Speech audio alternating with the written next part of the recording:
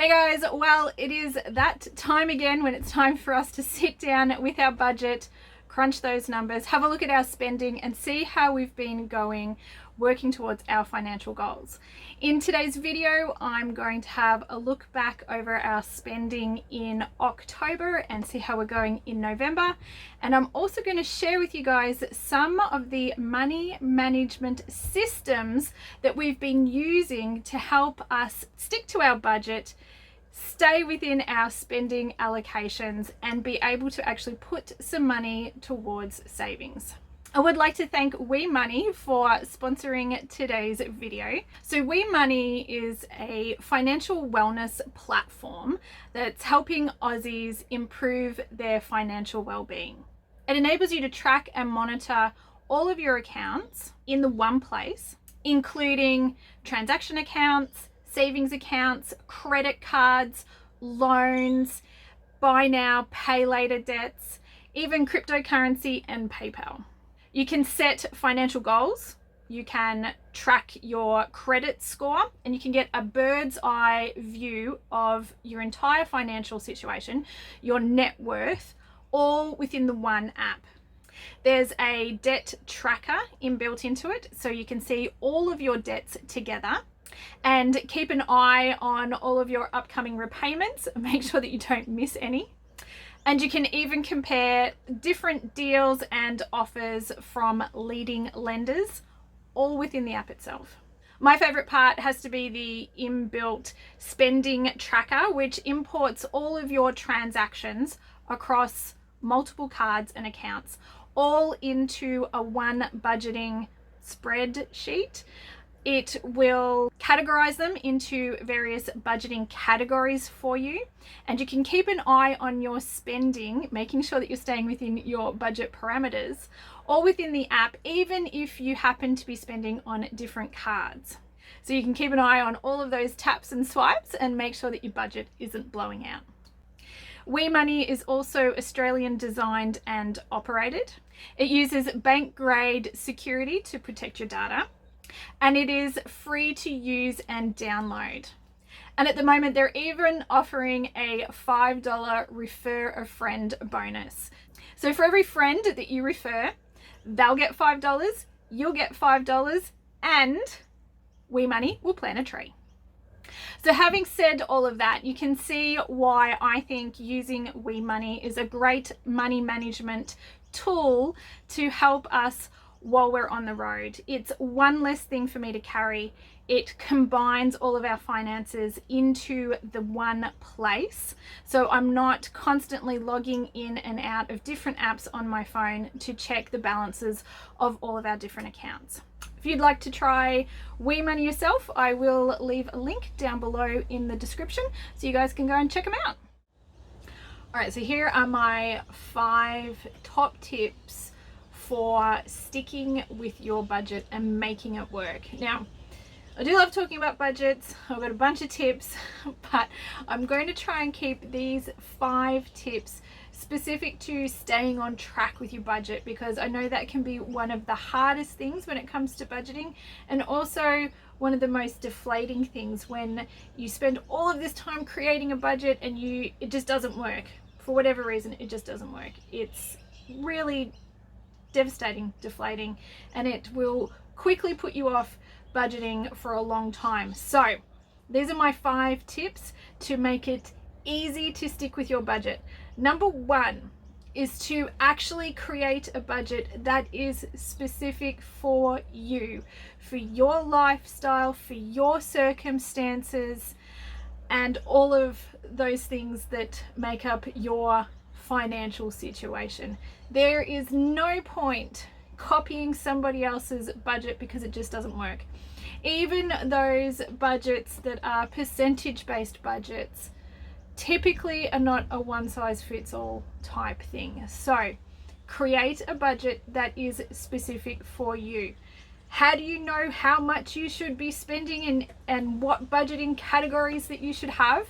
The easiest way to find out is to do a spending audit. So go back through your transaction history and have a look at the types of things that you've been spending money on Work out what sort of categories you would categorize them as and how much you've been spending in those categories.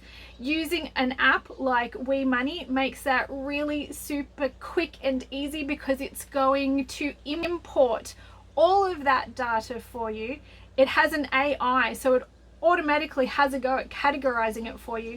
If you're not happy with the way that it has been categorized, you can actually go and change it, which is awesome.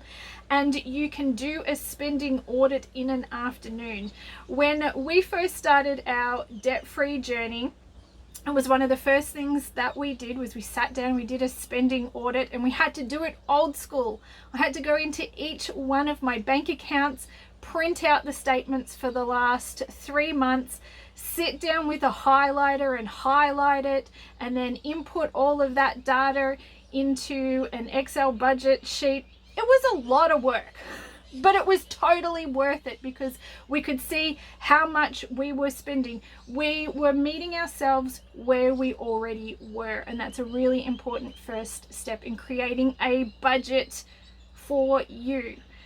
It is so much easier these days using something like WeMoney because it's going to do all of that legwork for you. And like I said, you can sit down a lazy Sunday afternoon, you can have a bit of a fiddle with some of the categories, and it's going to happen pretty quickly, and you're going to be able to see all of those categories, how much you are spending in those categories, and you're going to be able to go from there.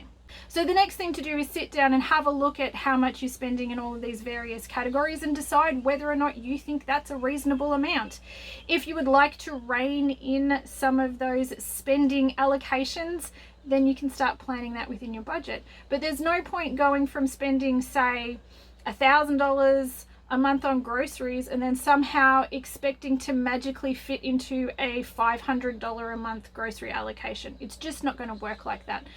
Over time, you will learn to rein in your grocery allocation and cook differently and work out how to sort of bring that back into line with what you think is reasonable. But you can't just go from where you are right now into something completely different. It just doesn't work like that. So create a budget specific for you with the areas that you spend money on and work out how much is a reasonable amount for you to spend in those areas given what you're currently doing. That's tip number 1. Start right there. Tip number 2 is to use money management systems that work with your strengths and weaknesses. Now, what do I mean by money management systems? Well, there are 2 parts to a budget. One is that on paper plan. That's a great thing to have, but it doesn't work unless we have some way of making ourselves actually execute the plan and stick to it. So a couple of money management systems, things like cash envelopes, that's a money management system. You've already planned out how much that you want to spend in those budget categories, and then you're going to physically allocate cash to those envelopes, and you're going to stick to it. So once you've put your grocery money into your grocery envelope, you can only spend out of that when you're going to the grocery store, and once that money's gone, it's gone. It's a great money management system, really basic. But in today's world, like, let's be honest, a completely cash-based budget doesn't really work. There are some things that we need to pay for, you know, on our card. We need to do direct debits and BPays. We need to pay our bills online and all those sorts of things. So we use a split budget. We have cash envelopes for some things, and we use digital envelopes and digital payments for other things. Using an app like WeMoney, and here I go again because I do think it's a fantastic way of just bringing this all together. You can quickly see how much you've spent in those allocations. You can actually go into the app and in, say, groceries, you can say, I don't want to spend any more than $700. You can put a budget on it, and then it'll keep track of all of those taps and swipes that come under that category and let you know how much you've spent in that category and when you're getting close to your budget allocation and if you've gone over. So one of the things that I mentioned is to use money management systems that work towards your strengths and weaknesses. So you need to do a little bit of self-evaluation here, and you need to see what your strengths and weaknesses are when it comes to spending. for me, and I'll just talk personally about myself, and you can put yourself into the situation and see where you fit. But for me, I tend to get a little bit tap happy. I've got that card in my hand, I go tap, tap, tap. I don't feel the pain of the purchase, and I always overspend. We've tried this a couple of times, and we always come back to cash envelopes for some of our variable expenses, because that's what works for us. That's what keeps us on track.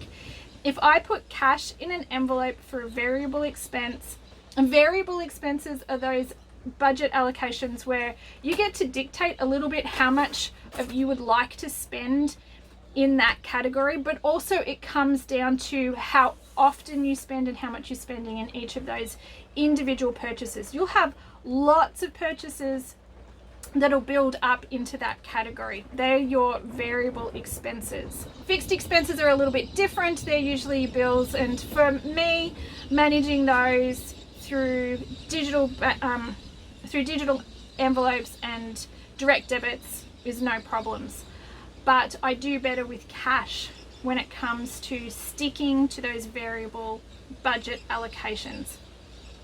Other people are completely different, and I totally understand that. Sometimes they get a bit cash happy, which means when they see cash, it's a bit of a free-for-all, and they will just spend it way too easily. For them, they're better off managing those variable expenses by keeping a spreadsheet. So using an app that imports all of your transaction history and categorizes it for you is a really great way of staying on top of all of those budget allocations that you have and making sure that you're sticking towards your goal. Speaking of goals, that is tip number 3. Have a goal, have a purpose for your budget. If you're not working towards anything and you don't have a reason to stick to these budgeting categories, then you're not going to. So maybe your goal is to pay off debt. Make that first and foremost when it comes to creating your budget. That is the reason why you are creating a budget, and that is why you want to stick to it, because you have a goal. You want to get out of debt, or you want to save up an emergency fund, or you want to buy some fun stuff, or you want to go on a holiday, or you want to buy a house. Whatever it happens to be, have a goal and have that at the forefront of why you're doing what you're doing. Tip number 4 is to have a check-in system. So it's all well and good to have a budget, it's all well and good to have these money management systems in place and to have a goal, but if you're not checking in regularly, you're going to have absolutely no idea how you're going with the goal that you set and your budget allocations and how much money you've got left. So having a check-in system is really important. And it sort of ties into number 5. So tip number 5, and this sort of ties into everything, is to keep it simple. Don't overcomplicate it. If we make this budgeting experience too complicated, then we're never going to stick with it. It's just too hard. And sometimes life's going to happen and it is going to get a bit tricky, and we're going to forget to go back and put in some transactions that happened. What we want to do is have a system that's really easy for us to manage, almost sort of autopilots itself a little bit, so we can just check in with it because that's important. But if we happen to have a little bit of a slip up, it's not too hard for us to pick back up and keep going. That's really important. So cash envelopes has that advantage because I can just check in and see how much I have left to spend in each of my spending categories that are in those envelopes. But also using an app like WeMoney is equally just as easy to check in with, because in the background it's doing all the thinking for me, and I can just check in and see how much I have left to spend in my various spending categories. I can also check in and see how my goals are going, see how I'm going as far as savings, or if you're paying off debt, you can check in with your debts and have that motivate you to stick to your budget in the first place. All right, so just to recap really quickly: 1, have a budget that is specific to you, that's created for you. Don't copy somebody else. Number 2, utilize those money management systems. They are the things that are going to help you stay on track throughout the month. It's all well and good to have a plan, but what's going to keep you between the lines? Number 3, have a goal. None of this has any point if you if there's no goal to it, there's no point. So have a goal and have a clear goal. Number 4 is to have a really simple, easy way to check in and see if you're staying on track. It's all well and good to have a budget. It's all well and good to have those money management systems, but if you're not checking in with it, it's kind of pointless. And number 5 is have a system that is easy. Have something that's simple. The simpler it is, the more likely you are to use it, in which case, the more likely you are to have success. All right, well, they are my 5 top tips for having a budget that works and sticking with it. If you are interested to know what our budget is and our money management systems, then stick around and let's have a bit of a look at October's budget and how it all went down. So let's jump in and have a look at how October went, and then we'll touch a little bit on November as well. So just to let you guys know, this is our budget. We don't have a lot of spending categories.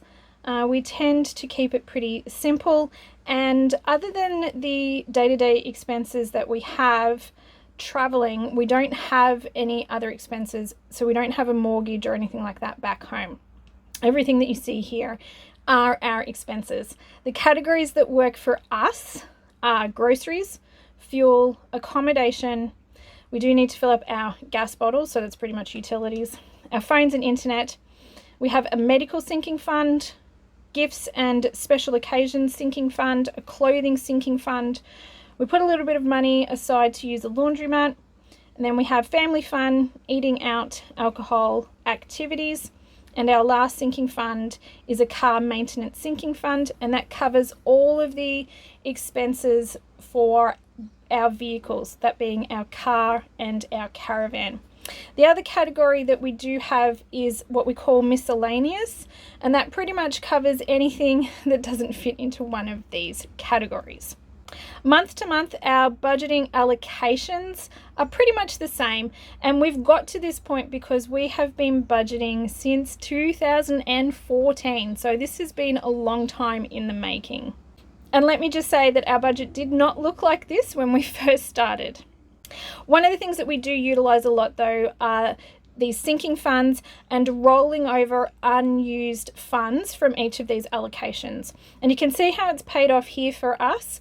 For example, with fuel for last month, we actually went over our fuel allocation. So we allocated $750 and our actual cost for the month in fuel was $807. We were in a pretty good spot though, because we did carry over $145 from the previous month. So you can see how this rolling over can definitely help us out. Some of these accounts that we have here that are highlighted with an asterisk are accounts where we roll over those funds. So even though we may have only allocated $50 to our medical fund and we ended up spending a little bit more because somebody ended up in hospital, we already had $250 in that account. We added another $50, but we only spent $97 out of it. So by using these sinking funds and savings accounts and cash envelopes, we're able to allocate the same amount each month, and then as our spending ebbs and flows, it evens itself out. Now, if you're wondering which budget book I use to do our paper budget, it is just the monthly planner from Kmart. This is the 2023 one, which I will be moving into very shortly. And I really like this because not only does it have the expenses page, which I use to jot down our monthly budget, as Dave Ramsey used to say, plan your budget before the month begins. But I also use the weekly spread just to keep track of anything that we're doing. Put our meal plan in here, and it has a month ahead spread as well. So this is a great little planner from Kmart. I think it's like $10 or $12. It's not a lot. I've been using pretty much this or a similar version of this for the last couple of years, and I really like the layout. I really hope they don't change it. Kmart, if you're listening, please keep it the way that it is. So quickly checking in with November and seeing how we're going here. This is my cash envelope wallet. It is from Treasury. This is actually 2 years old. I've used it every day since I got it, and it still looks basically brand new. It is amazing. And what I love about this, it does have a section in the front for all of your cards and everything, but it has all of the cash envelope sections so that you can organize your finances if you like to do a split budget like we do. So I can quickly come in here and have a look and see how we're doing with our grocery allocation. I keep my receipts in here as well, so I can see how much we've spent, and I can pull out and see that we have $50 left in our grocery budget. But that's okay. One of the things that I do, there's a little bit of a trick if you guys are interested. I allocated $700 for groceries, and as I've pulled the cash out, I've actually slipped a little bit away into savings. So I did want to save from our grocery allocation. So what I want to save, I've actually slipped in here so that I can't see it. And hopefully at the end of the month, we've actually saved some of our grocery allocation. Even though I've allocated the same amount, I've pulled it out as need be, and I've been able to save a little bit as we go along as well. So out of sight, out of mind works really, really well.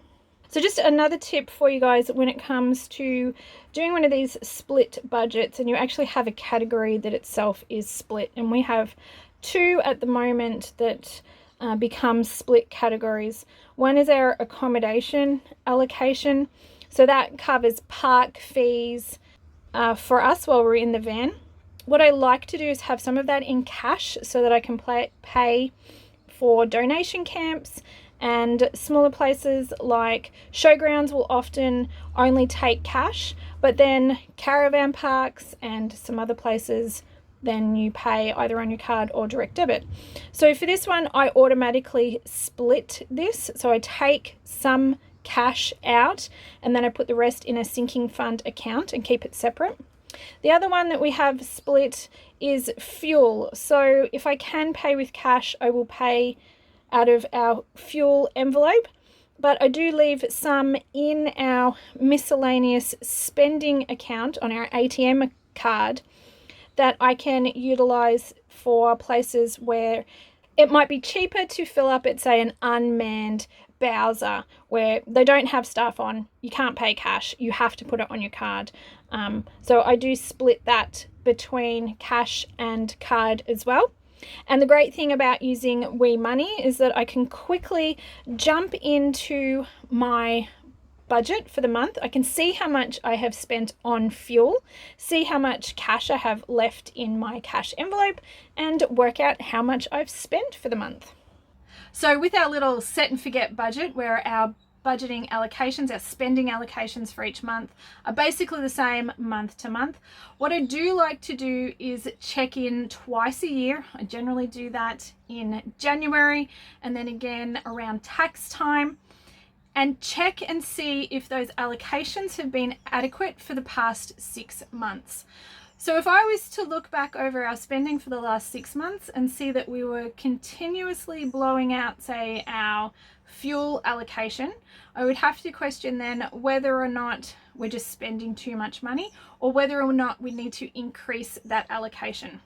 This can be really handy for things like ongoing recurring bills and direct debits that you have that just happen automatically, your phone bill, subscriptions, things like that tend to sort of creep up a little bit incrementally, and then that way you can just touch base and make sure that you are allocating enough to those accounts to cover those bills. Thanks so much for spending a little bit of time here with me today. I really do appreciate it. I hope you enjoyed today's video, and I hope you got a couple of tips that you might find helpful. As always, if you did enjoy today's video, if you could please give it a big thumbs up. I really do appreciate that. It lets me know the kind of content you guys are enjoying and what you would like to see more of. And if you would like to see more from me, then I do hope you consider hitting that little subscribe button down below. It is the best way to be notified when my new content comes out, and I have heaps of new videos in the works for you guys.